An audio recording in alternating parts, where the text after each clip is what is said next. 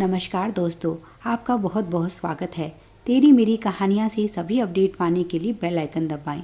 आज की कहानी है सासू जी मेरे बच्चे को हाथ नहीं लगाना।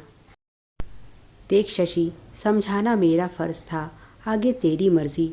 तू अपने बच्चे को अपनी बीमार सास से जितना दूर रखेगी उतना ही अच्छा होगा। तेरी सास तो बीमारियों का घर है, क्या पता कौन सी बीमारी बच्चे को लग जाए। इसीलिए अच्छा होगा कि पहले ही अपने पति से इस बारे में बात कर ले। शशि की बड़ी बहन ने उसे समझाते हुए कहा। इस समय शशि का 9वां महीना चल रहा है और किसी भी समय उसे प्रसव पीड़ा शुरू हो सकती है। इसीलिए शशि की बड़ी बहन नेहा उसकी ससुराल आई हुई है। दोनों बहनों में बहुत प्यार है और शशि की ना तो कोई ननद है और ना ही कोई रिश्तेदारी में ऐसा जो उसे इस समय संभाल सके। सास भी उसकी अक्सर बीमार रहती है। उसका पति रविकांत अपने माता पिता की इकलौती संतान है। ससुर तो उसके शादी से पहले ही चल बसे थे। घर में केवल 3 प्राणी हैं। सास का कोई भरोसा नहीं, आज हैं कल नहीं, क्योंकि अक्सर उनकी तबीयत बहुत ज़्यादा खराब हो जाती है। शायद ही कोई ऐसी बीमारी हो जो उन्हें ना हो। वे दवाइयों के सहारे ही जी रही हैं। इसीलिए ससुराल आते ही सब कुछ उन्होंने बहू को सौंप दिया और अपनी जिम्मेदारी से मुक्त हो गई। शशि को याद है जब वह मायके से पग फेरा करके लौटी तो उसके बाद ही सास ने उसे घर की जिम्मेदारी सौंपते हुए कहा था, यह लो बहू, संभालो अपनी घर गृहस्थी। यह घर तुम्हारा है, जैसा चाहे वैसा करो। मुझे तो 2 वक्त की रोटी समय पर दे देना, मेरे लिए यही बहुत है। उसकी सास पुष्पा जी की आखिरी ख्वाहिश यही है कि मरने से पहले एक बार अपने पोते का मुंह देख ले। सास ने शशि पर इतना विश्वास किया तो शशि ने भी कभी अपनी सास को निराश नहीं किया और उसने आते ही सारा घर बहुत अच्छे से संभाल लिया। वह अपनी सास की मन लगाकर सेवा करती है। पति रविकांत भी उसे बहुत प्यार करता है और वह अपनी शादीशुदा ज़िंदगी से बहुत खुश है। बस उसे एक ही तकलीफ थी कि बार बार उसका गर्भपात हो जाता था, जिसके कारण वह बहुत दुखी रहती थी। पर आखिरकार भगवान ने उसकी सुन ही ली और शादी के 4 साल बाद वह माँ बनने जा रही है। इसीलिए अपने बच्चे को लेकर वह कुछ ज़्यादा ही सजग है और अपनी तरफ से कोई लापरवाही नहीं करना चाहती, क्योंकि इस खुशी को पाने के लिए उसने बहुत दुख के दिन देखे हैं। सास तो उसकी बिल्कुल भगवान के समान है। इन 4 सालों में उन्होंने कभी उसे किसी भी बात के लिए ना कोई ताना दिया, ना किसी तरह की कोई रोक टोक लगाई, बल्कि हर बार उसकी हिम्मत ही बंधाई। अपने बच्चे को खोने की पीड़ा क्या होती है यह शशि बहुत अच्छे से समझती है। शायद इसीलिए उसने कभी अपने पति को सास से दूर करने की कोशिश नहीं की। उसकी बहन नेहा को बिल्कुल इसके विपरीत ससुराल मिला है। उसकी सास बहुत ही खराब है और उसका व्यवहार नेहा के साथ बिल्कुल भी अच्छा नहीं। शायद इसीलिए कभी कभी नेहा को शशि के भाग्य से जलन भी होने लगती है कि काश उसे भी इतना अच्छा ससुराल मिलता। पर इसमें क्या किया जा सकता है, अपनी अपनी किस्मत। अभी तक तो उसने केवल शशि के ससुराल की तारीफ ही सुनी थी, पर लगभग पिछले 15 दिनों से वह शशि के ससुराल में रह रही है और उसने अपनी आंखों से सब कुछ देखा है। पुष्पा जी का अपनी बहू के प्रति इतना स्नेहिल व्यवहार उसे अखरता है। वह पुष्पा जी को भी उन्हीं आंखों से देखती है जिन आंखों से वह अपनी सास को देखती है, और इसीलिए उसे लगता है कि पुष्पा जी बीमार हैं और अपनी सेवा करवाने के लिए ही उसकी बहन के साथ इतना अच्छा व्यवहार करती हैं। नहीं तो भला एक सास इतनी अच्छी कैसे हो सकती है। सोच तो उसकी भी गलत नहीं है।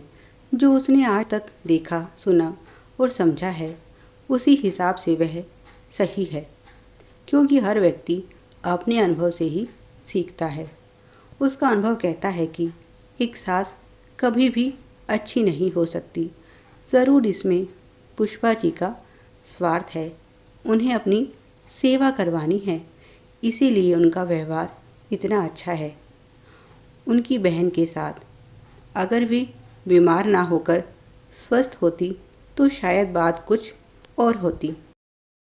नेहा ज़्यादा पढ़ी लिखी भी नहीं है और इसीलिए उसे लगता है कि शशि की बीमार सास से बीमारी कहीं नवजात बच्चे में ना पहुंच जाए।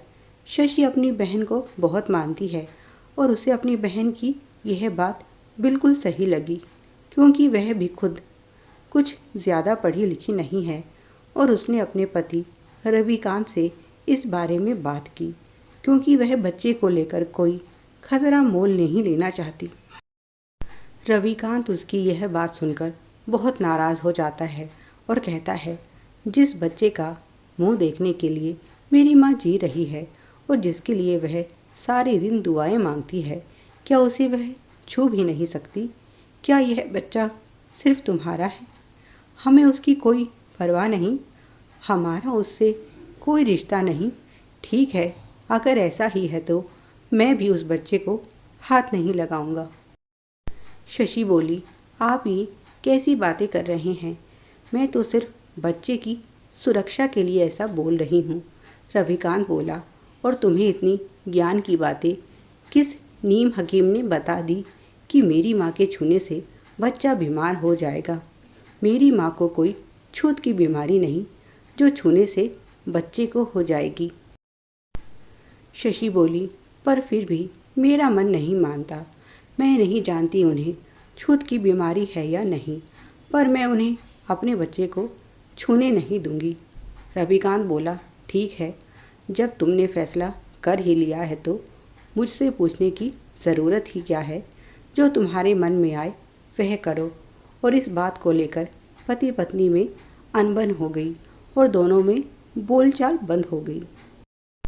उनकी 4 साल की शादी में यह पहली बार था जो उनके बीच कोई झगड़ा हुआ था। नेहा ने शशि को समझाया, देखा, तुम्हारी सास के कारण आखिरकार तुम दोनों के बीच झगड़ा हो ही गया। मैं तो हमेशा से कहती आई हूँ, तेरी सास जितनी अच्छी दिखती है उतनी है नहीं। बहन की बातों ने आग में घी का काम किया और शशि ने सास से बात करना बंद कर दिया। एक रात उसे सपना आया और उसने देखा उसकी सास ने उसके बच्चे को गोद में उठाया हुआ है और वे उसे दुलार कर रही हैं। गुस्से में शशि उनके पास जाती है और बच्चे को उनकी गोद से छीनते हुए कहती है, सासू जी, मेरे बच्चे को हाथ लगाने की आपकी हिम्मत भी कैसे हुई? क्या आप अपनी सारी बीमारियां इसे भी देना चाहती हैं? और उसने अपनी सास को खूब खरी खोटी सुनाई।